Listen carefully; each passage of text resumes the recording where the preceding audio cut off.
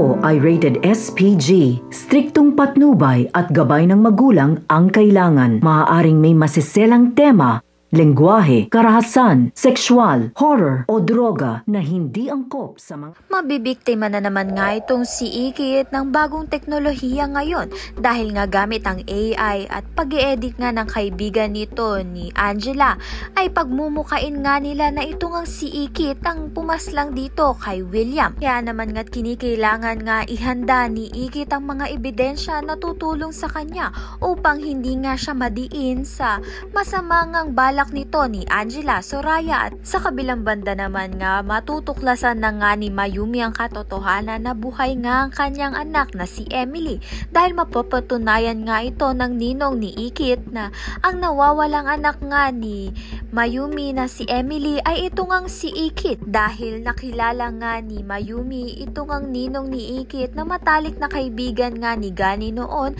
kaya naman nga't magtitiwala nga siya dito sa sinabi nga niya. Kaya naman nga't nalalapit na nga ang pagbabawi nga nito ni Mayumi kay Ikit. Samantalang ito ngang si Matthew ay patuloy pa rin ngang nagsiselos dito nga kay Ikit dahil mas nagiging close nga sila nito ni Drew. Samantalang ginagamit naman nga ni Pia ang pagkakataon upang siraan nga itong si Ikit kay Matthew. Kaya naman nga't yan at iba pa ang dapat nating pakaabangan. Maraming salamat sa iyong panonood.